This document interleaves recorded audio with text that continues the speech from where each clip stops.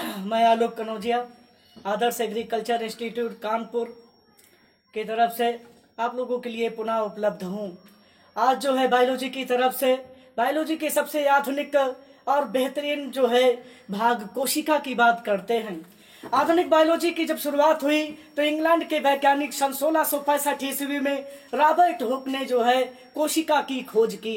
एक बार प्रश्न में पूछा गया कि आखिर कोशिका की खोज किस शताब्दी में की। जब समय सन 1665 ईस्वी का है तो शताब्दी 17वीं थी। कौन सी शताब्दी लगाएंगे? 17वीं शताब्दी। और इसके बाद में रॉबर्ट हुक नाम के वैज्ञानिक ये जीव विज्ञान से उतना न संबंधित होकर ये फिजिक्स से जुड़े हुए थे। शीशे को घिस कर लेंस बनाने की को आता था। शीशे को घिस कर जब लेंस बनाते थे तो उसको सूक्ष्मदर्शियों में देखा करते थे। बोतल की कार्क जो कि बोतल की सील का कार्य करता था, इससे जिससे कि बोतल जो है अच्छे से बंद हो जाए। इस सील थी उस समय क्विकर्स सुवेरिन नाम के पौधे की बनती थी। रॉबर्ट हुक ने इस सील को निकाल करके बाहर जब उसका सेक्शन काटा तो उस सेक्शन में उन्हें मधुमक्खी के छत्ते के समान कोष्ठक दिखाई दिए और इन कोष्ठकों को उन्होंने लैटिन भाषा में सेलुला कहा। यानी कि कोशिका की खोज और कोशिका के नाम दोनों के लिए रॉबर्ट हुक को जाना जाता है। रॉबर्ट हुक ने जब बोतल की कार्क का सेक्शन काटा तो उनको जो मधुमक्खी के समान कोष्ठक दिखाई दिए, ये कोष्ठक बाद में कोशाभित्ति के रूप में जाने गए। अर्थात रॉबर्ट हुक कभी भी कोशिका के अंदर नहीं देख पाए। रॉबर्ट हुक सिर्फ और सिर्फ कोशिका भित्ति तक ही पहुंच पाए थे। रॉबर्ट हुक एक बार प्रश्न पूछा गया कि बताएं अच्छा कि कोशिका रॉबर्ट हुक ने जीवित कोशिका देखी कि मृत कोशिका देखी। जब उन्होंने क्विकर से सुवेरिन की ढक्कन की सील का सेक्शन काटा तो ये कोशिका मृत थी। उन्होंने मृत कोशिका की खोज की थी। तो ये पूछा जाने लगा कि बताएं कि सर्वप्रथम जीवित कोशिका को किसने खोजा। तो हॉलैंड के वैज्ञानिक थे जिनका नाम था Antony von Leeuwenhoek. Antony von Leeuwenhoek ने पहली बार जीवित कोशिका की खोज की। कोशिका का वर्णन करने के लिए रॉबर्ट हुक की एक प्रमुख पुस्तक थी जिसका नाम था माइक्रोग्राफिया। रॉबर्ट हुक ने माइक्रोग्राफिया नाम की पुस्तक में कोशिका का वर्णन किया। कोशिका है इसके एक निर्धारण के लिए एक सिद्धांत बना जिसका नाम था कोशा सिद्धांत या कोशावाद। कोशा सिद्धांत या कोशावाद को अंग्रेजी में सेलिज्म कहते हैं। और कोशावाद में कुछ बातें बताई गई कि कोशिका किसी भी प्रकार की कोशिका से ही जीव का निर्माण हो सकता है। ये तब प्रत्यय लिया गया ओमनी सेलुला एस सेलुला के प्रत्यय से, यानी कि पूर्ववर्ती कोशा से उपस्थित कोशा से ही किसी कोशा का निर्माण हो सकता है। जीवन की उत्पत्ति के समय जब भी जीवन में जब भी तत्व मिले, यौगिक बने, बड़े तत्व बने, बड़े यौगिक मिले, उसके बाद में विषाणु बने, उससे पहले कोशर्वेट बने, जीवाणु बने, उसके बाद में प्रोटोजोआ से लेकर के कार्डिटा तक के जंतु बने। इस प्रकार से पादप जो है बैक्टीरिया से लेकर के आवृतबीजी पादप तक के पौधों का निर्माण हुआ। लेकिन किसी भी प्रकार से अब पहले से जो कोशिका उपस्थित नहीं होगी उससे नया कोई जीव बनने के कोई भी नया जीव किसी भी प्रकार से नहीं बन सकता है।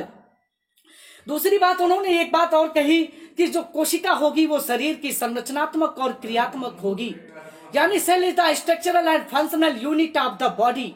इससे छोटी इकाई अब कोशिका में कोई गिनी नहीं जाएगी।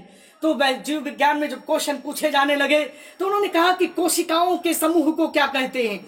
जब कोशिकाएं समान प्रकार की कोशिकाएं, रचना और कार्य में समान प्रकार की कोशिकाओं को ऊतक कहा गया।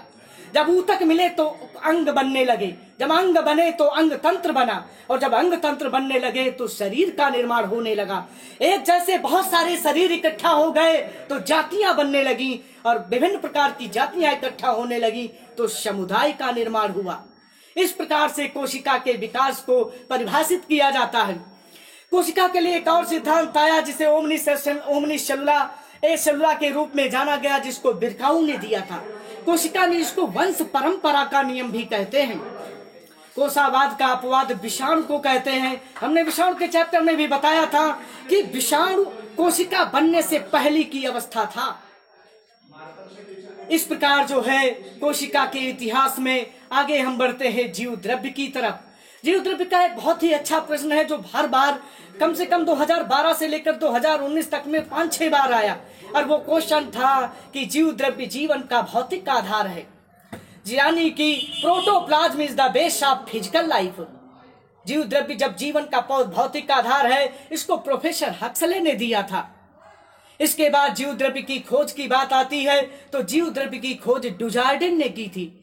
डुजार्डिन ने जीव द्रव्य को जीव द्रव्य नहीं कहा, डुजार्डिन ने जीव द्रव्य को शार्कोड नाम दिया था। तो जीव द्रव्य नाम किसने दिया? कई बार पेपरों में पूछा गया कि जीव द्रव्य शब्द, क्योंकि जीव द्रव्य को अंग्रेजी में प्रोटोप्लाज्म कहते हैं। प्रोटोप्लाज्म, प्रोटो माने पहला, प्लाज्म माने पदार्थ, इस पृथ्वी के जीवन का पहला पदार्थ, उसको प्रोटोप्लाज्म कहते हैं। जो इस जीवन का भौतिक आधार बना उसको प्रोटोप्लाज्म कहते हैं। और इस प्रोटोप्लाज्म का नाम दिया था पुरकिंजे ने। पादपों में पहली बार जीव द्रव्य की खोज के लिए ह्यूगो वान मोहल को जाना गया। प्रोटोप्लाज्म को इतना इस तरीके से महत्व इसलिए दिया गया कि protoplasm have the mutation in the environmental condition, यानी कि प्रोटोप्लाज्म के जो होता है वो वातावरणीय परिस्थितियों के अंदर म्यूटेंट हो सकता है। और म्यूटेशन वो आधार है जो नई जातियां पैदा करता है। म्यूटेशन से नई जातियां बनी। जीवन की उत्पत्ति के समय से लेकर एक कोशिका से आज हजारों अरबों कोशिका के जीव बने और उसका नए नए वैरायटी के जंतु बनते चले गए, पादप बनते चले गए, जिसमें मुख्य श्रेय, मुख्य योगदान उत्परिवर्तन या म्यूटेशन का था।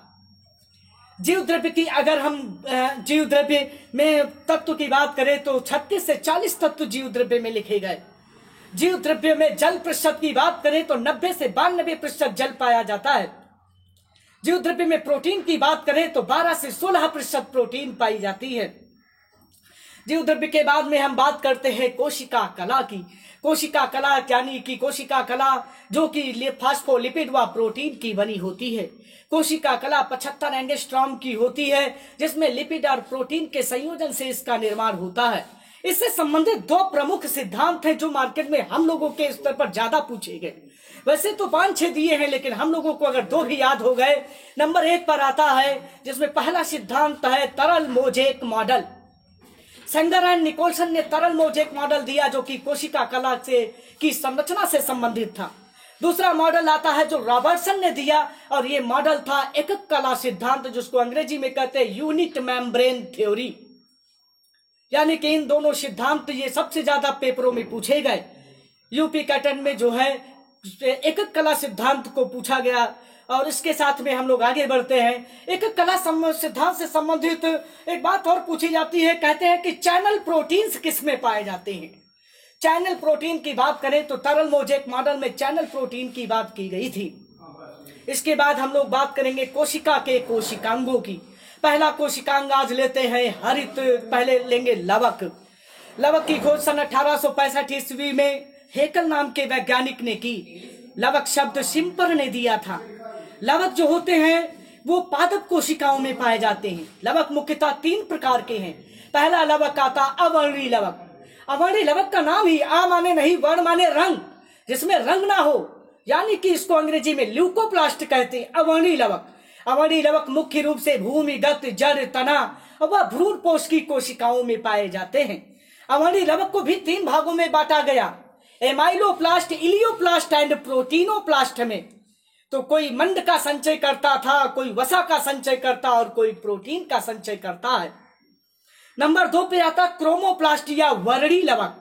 वर्ण माने यहाँ पर रंग है, वर्ण माने क्लोरोप्लास्ट। यहाँ पर जो है जो वर्णी लवक है इसको अंग्रेजी में कहते हैं क्रोमोप्लास्ट। क्रोम माने कलर है, प्लास्ट माने बॉडीज या फॉर्म होता है।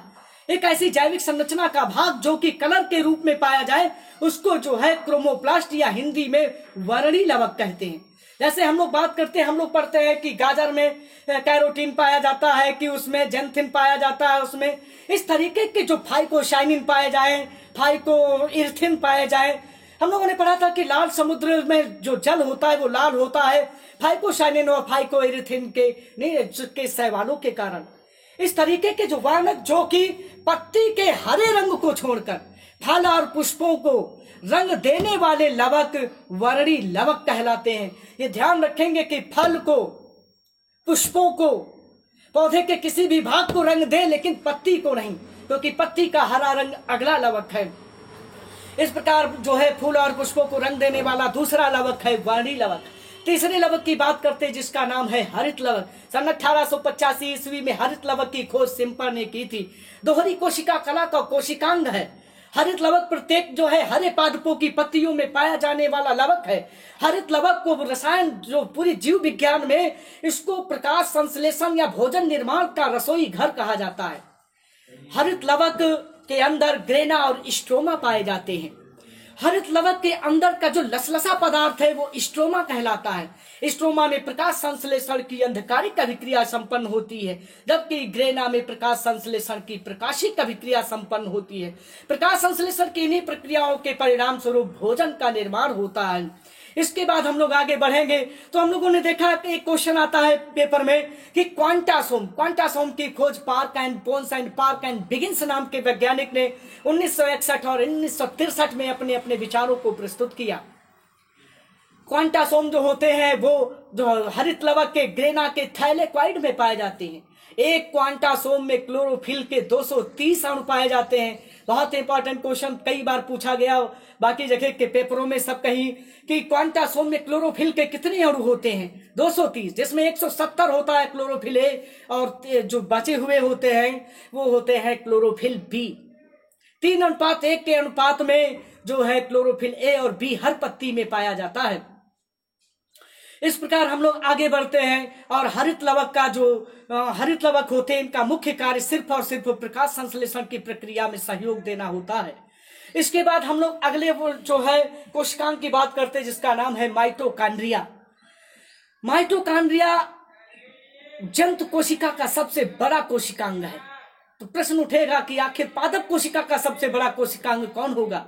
तो पादप कोशिका का सबसे बड़ा कोशिकांग होता है हरित लवक। लेकिन जंतु कोशिका में चूंकि हरित लवक उपस्थित नहीं है, किसी भी प्रकार के लवक उपस्थित नहीं है, जिसकी वजह से जंतु कोशिका का बड़ा कोशिकांग माइटोकॉन्ड्रिया हो जाएगा। इसे माइटोकॉन्ड्रिया की खोज कोलिकर नाम के वैज्ञानिक ने कीटों की रेखित पेशियों में की।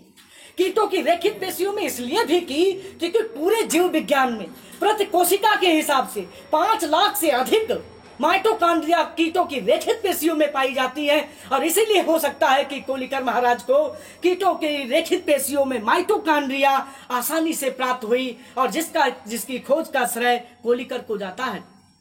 इसे माइटोकॉन्ड्रिया पर जब आगे बात हुई तो अल्टमान नाम के वैज्ञानिक ने माइटोकॉन्ड्रिया को बायोप्लास्ट कहा। माइटोकॉन्ड्रिया को बायोप्लास्ट कहा तो माइटोकॉन्ड्रिया शब्द किसने दिया? सी बेंडा ने। अब हम लोग अगर शब्द की बात करें तो माइटोकॉन्ड्रिया को कहते हैं माइटोस माने होता है थ्रीड माने होता है धागा, कॉन्ड्रियोस माने होता है ग्रेन्यूल्स और ग्रेन्यूल्स माने होता है करिका। और इसीलिए शुद्ध हिंदी में लिखा जाता है माइटोकॉन्ड्रिया को सूत्र करिका। इस प्रकार आगे बढ़ते हैं तो माइटोकॉन्ड्रिया दोहरी कोशिका कला का कोशिकांग होता है। इस कोशिकांग की आंतरिक परत जो है उंगली नुमा उभार बनाती है जिसको क्रिस्टी कहते हैं। माइटोकॉन्ड्रिया में ऊर्जा उत्पादन का केंद्र माना जाता है। कोशिका का पावर हाउस माइटोकॉन्ड्रिया को कहा जाता है। पावर हाउस इसलिए कहते हैं कि माइटोकॉन्ड्रिया की श्वसनीय प्रक्रिया का क्रेब्स चक्र माइटोकॉन्ड्रिया में संपन्न होता है।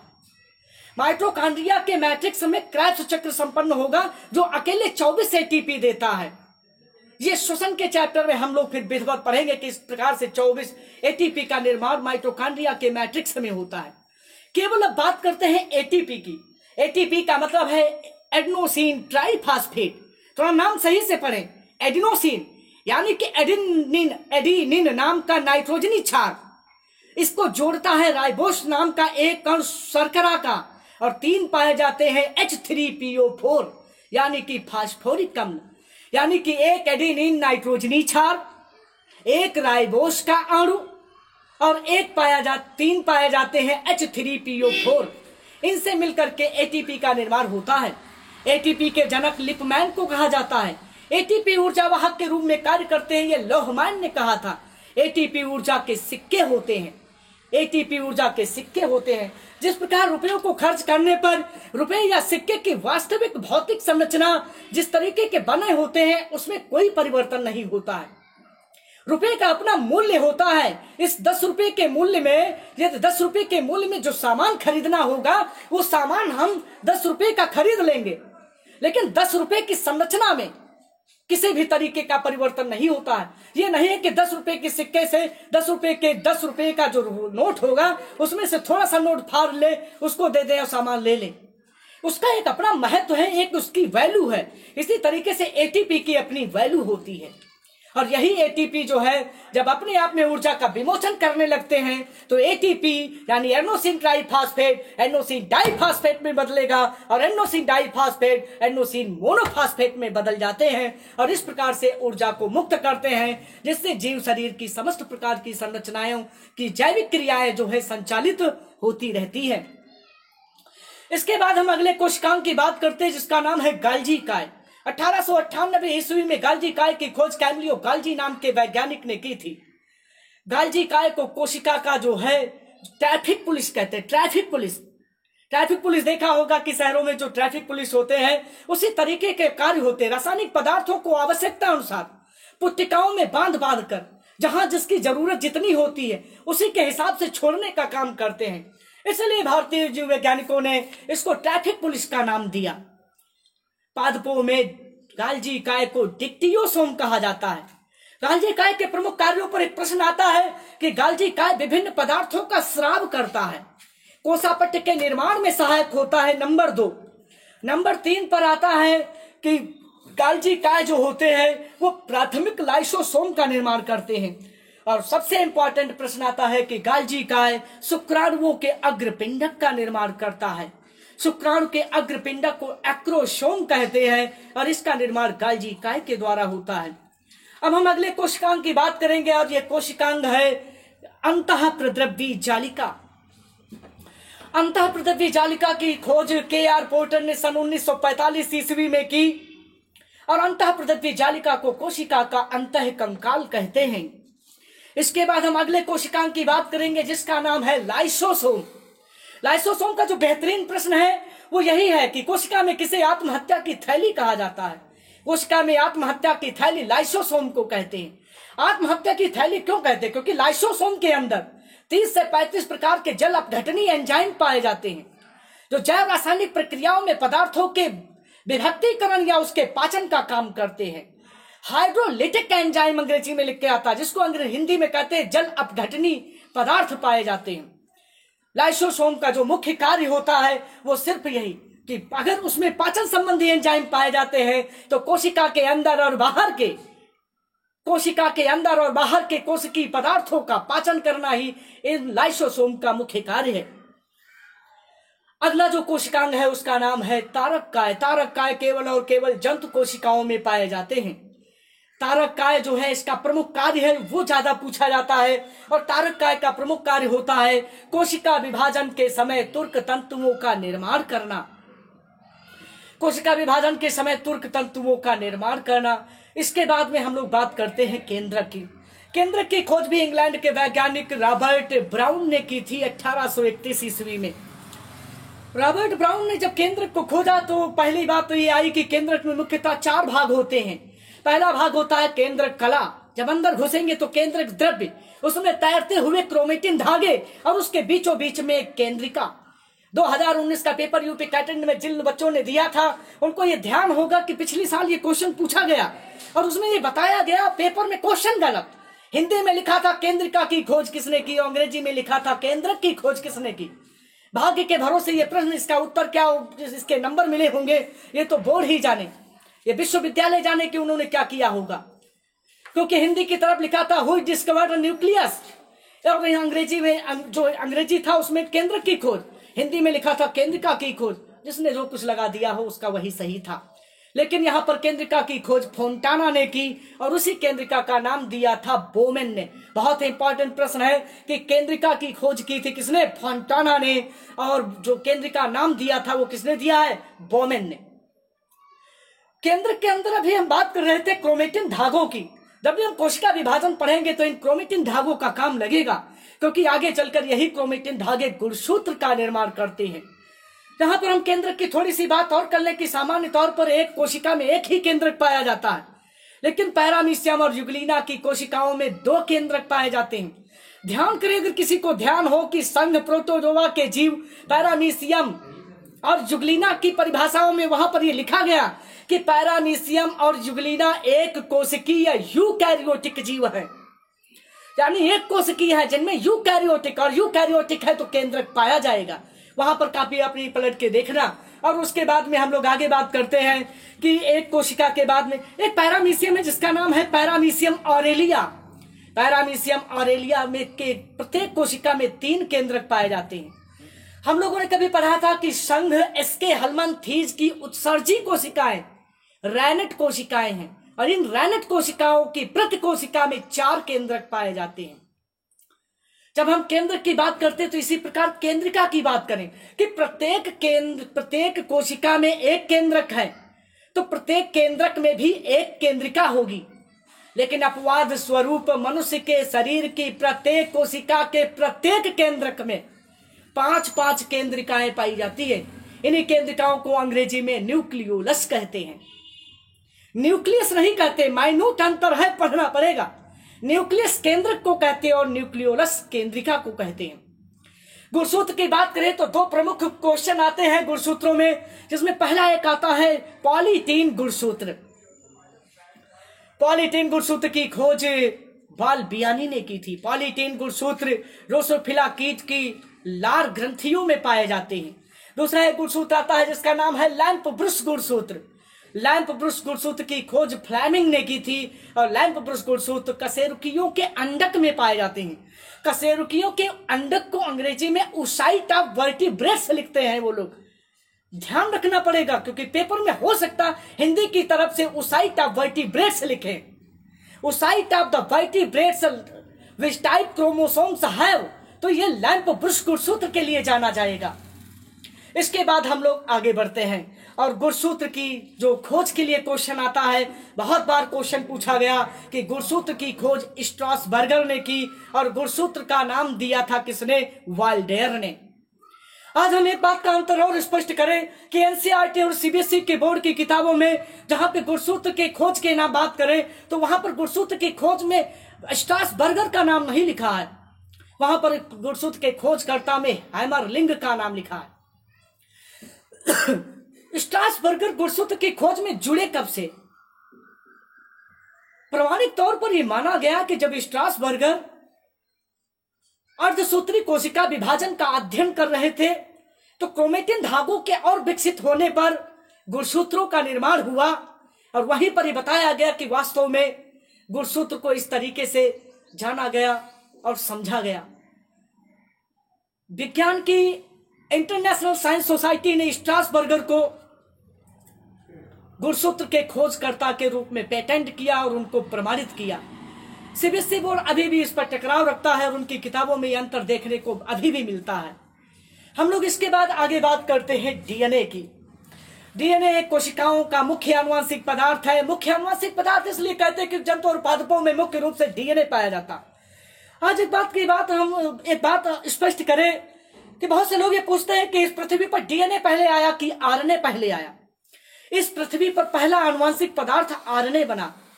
राइबोलोज जो राइबोस न्यूक्लिक एसिड का जो पदार्थ था वो पहला आनुवंशिक पदार्थ बना। आरएनए के पदार्थ में कुछ रासायनिक परिवर्तन हुए जिनके परिणाम स्वरूप डीएनए का निर्माण हुआ। अब चूंकि ये बताया है तो इस बात को स्पष्ट कर दे कि जो रासायनिक परिवर्तन हुए वो पहला ये परिवर्तन हुआ कि आरएनए की जो शर्करा थी वो राइबोस शर्करा थी। राइबोस शर्करा C5H10O5 थी। जब रासायनिक उत्परिवर्तन जीवन की उत्पत्ति के समय हुआ तो इस C5H10O5 का एक O चला गया और राइबोस शर्करा जो थी वो डीऑक्सी राइबोस शर्करा में बदल गई, यानी ribose sugar modified into the deoxy ribose sugar, और इस प्रकार से डीएनए का आधार बना और डीएनए के निर्माण के लिए दूसरा उत्परिवर्तन हुआ। और वो उत्परिवर्तन हुआ कि हम लोगों ने एक अंतर सुना होगा, वो अंतर ये सुना कि डीएनए में थायमिन पाया जाता है और आरएनए में यूरेसिल पाया जाता है। अगर आरएनए से डीएनए के निर्माण की प्रक्रिया की बात हुई होगी तो निश्चित हुआ होगा कि यूरेसिल में कुछ ऐसा परिवर्तन हुआ हो जिससे कि थायमिन का निर्माण हुआ हो। तो यूरेसिल से एक CH3 ग्रुप मूव हुआ और एक CH3 ग्रुप के हटने के कारण यूरेसिल जो था वो थायमिन में बदल गया और इस प्रकार से आरएनए से डीएनए के निर्माण को प्रमाणित किया जाता है जीव विज्ञान के वैज्ञानिकों के द्वारा। सामान्य तौर पर डीएनए की खोज जो थी वो डॉक्टर फ्रेडरिक मेसन ने की और डीएनए का जो नाम था वो जकारियस ने दिया। सामान्य रूप से डीएनए जो होते हैं वो दोहरी कोशिका कला के दोहरी सूत्र के पाए जाते हैं। इकहरे सूत्र के अपवाद स्वरूप जो है डीएनए भी पाए जाते हैं जिनका नाम है फाई 174 कोलाई पेज और यसी 13 कोलाई पेज नाम के जो है विषाणुओं में डीएनए इकहरे सूत्र के पाए जाते हैं। डीएनए हमेशा प्रोटीन संश्लेषण की आनुवांशिक प्रक्रिया में सहायक होता है। डीएनए वो आनुवांशिक प्रक्रिया करता है जिसकी सहायता से स्वप्रतिकृति या नई संतानों की उत्पत्ति या नई कोशिकाओं के निर्माण को प्रमाणिक आधार मिलता है। डीएनए से संबंधित एक मॉडल है जो बहुत मार्केट में पूछा गया। मार्केट का मतलब है कि परीक्षाओं में, जीव विज्ञान के विभिन्न प्रकार की परीक्षाओं में जो प्रश्न पूछा गया और बहुत घिसा पिटा प्रश्न, अधिकांश छात्रों को पता कि डीएनए का द्विकुंडलाधार मॉडल दिया था वाटसन एंड क्रिक ने। तो वाटसन एंड क्रिक ने डीएनए के द्विकुंडलाधार मॉडल को सन 1953 में दिया जिसके लिए उन्हें 1962 का नोबेल पुरस्कार मिला। वाटसन और क्रिक डीएनए के द्विकुंडलाधार मॉडल में दो लोग नहीं थे, इसमें दो और वैज्ञानिक थे जिनका नाम था, एक का नाम था पहले वाटसन, दूसरे क्रिक, तीसरे नाम पे विल्किंस और चौथी थी अमेरिका महिला वैज्ञानिक रोसलैंड फ्रैंकलिन। और इन चार वैज्ञानिकों ने मिलकर के वास्तव में जो है डीएनए का द्विकुंडलाधार मॉडल दिया। लेकिन ज्यादातर चूंकि ऑप्शन बड़े हो जाते हैं, पेपर कठिन ना हो पाए, क्वेश्चन कठिन ना हो पाए, इसलिए डीएनए के द्विकुंडलाधार मॉडल में ज्यादातर वाटसन और क्रिक का ही नाम लिया जाता है। कोशिका के डॉक्टर एमपी कौशिक की किताब में जब कोशिका का चैप्टर पढ़ाया गया तो उन्होंने क्वेश्चन लिखा कि डीएनए का द्विकुंडलाधार मॉडल दिया है, पहला ऑप्शन वाटसन, दूसरा ऑप्शन क्रिक, तीसरा ऑप्शन रोसलैंड फ्रैंकलिन, चौथा उपरोक्त सभी। तो कंफ्यूज ना हो तो हमारा तो एक काम है कि ये बताया जाए कि अगर ये परिस्थितियां आएंगी तो इस तरीके से इसका उत्तर ये बिल्कुल सही है कि उपरोक्त सभी में इसको लगाएंगे। ये क्वेश्चन बिल्कुल गलत नहीं है इस आधार पर। तो डीएनए के द्विकुंडलाधार मॉडल में आगे की बात करते हैं तो वाटसन एंड क्रिक ने बी टाइप के डीएनए को खोजा था। बी टाइप के डीएनए की लंबाई 34 एंगस्ट्रॉम और चौड़ाई 20 एंगस्ट्रॉम थी। डीएनए के द्विकुंडलाधार मॉडल के प्रत्येक कुंडलन में नाइट्रोजनी क्षार के जोड़ों की संख्या 10 थी, इसलिए प्रत्येक नाइट्रोजनी क्षार के जोड़े के मध्य 3.4 एंगस्ट्रॉम की दूरी थी। डीएनए के द्विकुंडलाधार मॉडल में हम लोग ये बात भी अच्छे से जानते हैं कि 4 प्रकार के नाइट्रोजनी क्षार डीएनए में पाए जाते हैं। पहला आता है एडेनिन, और एडेनिन सदैव जुड़ता है थाइमिन से हाइड्रोजन के दोहरे बंध से, जबकि दूसरा जोड़ा आता है साइटोसिन का गुआनिन से और हाइड्रोजन के तिहरे बंध से। चाहे गुआनिन को साइटोसिन कहे, चाहे साइटोसिन से गुआनिन कहे, किसी भी प्रकार की मौलिक संरचना पर कोई परिवर्तन इसमें नहीं आता है और गुआनिन साइटोसिन से जुड़ा है हाइड्रोजन के तिहरे बंध के द्वारा। इसके बाद हम लोग बात करते हैं कि डीएनए के बाद आरएनए की। डीएनए में एक और प्रश्न आता है जो थोड़ा सा कठिन है, जो बायो वर्ग के छात्रों के लिए पूछा जाता कि डीएनए में चारगाफ का नियम क्या था, क्योंकि डीएनए का जो चारगाफ का नियम है सिर्फ डीएनए पर लागू होगा। चारगाफ का नियम कभी आरएनए पर लागू नहीं होता, क्योंकि चारगाफ नाम के वैज्ञानिक ने कहा था एडेनिन सदैव जुड़ता है थाइमिन से और गुआनिन सदैव जुड़ता है किससे, साइटोसिन से, पहला नियम। और दूसरी बात उन्होंने कही थी कि जो नाइट्रोजनी क्षार हैं इनमें जो एडेनिन और गुआनिन है ये प्यूरिन नाइट्रोजनी क्षार है, जो साइटोसिन और थाइमिन है ये पिरिमिडिन नाइट्रोजनी क्षार है। और प्यूरिन नाइट्रोजनी क्षार की मात्रा सदैव, प्यूरिन नाइट्रोजनी क्षार की मात्रा सदैव पिरिमिडिन नाइट्रोजनी क्षार के बराबर होगी। हम लोग कह रहे थे कि अबे कि जो चारगाफ का नियम है ये आरएनए पर लागू क्यों नहीं होता है, जबकि 4 नाइट्रोजनी क्षार वहां पर भी थे, वहां पर एडेनिन है, गुआनिन है, साइटोसिन है, यूरेसिल है, लेकिन सभी के सभी नाइट्रोजनी क्षार, चूंकि आरएनए पहली बात इकहरे सूत्र का है तो जोड़ा बनाने के अवसर नहीं है वहां पर। दूसरी बात यह है कि सभी नाइट्रोजनी जो क्षार हैं वो इकहरे हाइड्रोजन बंध से जुड़े हैं और आरएनए में कभी एडेनिन, गुआनिन या किसी के साथ कोई जोड़ा नहीं बनाता है और इसीलिए जो चारगाफ का नियम है वो आरएनए पर लागू नहीं होता है। आरएनए की बात करते हैं तो आरएनए की खोज भारत भारती की पुस्तकों के अनुसार आर्थर बर्ग को लिखा गया। आरएनए मुख्यतः 3 प्रकार के होते, आरआरएनए, टीआरएनए और एमआरएनए। इसके बाद हम लोग बात करते हैं जीन की। बहुत बच्चों से पूछा जाता है कि अच्छा बताए जीन क्या है। अब उनको दिक्कत आती है कि जीन क्या है। और जीन से पहले एक क्वेश्चन और क्लियर कर लेते हैं कि डीएनए और आरएनए, ध्यान से सुने कि डीएनए और आरएनए दोनों ही पॉलीन्यूक्लियोटाइड के बहुलक होते हैं।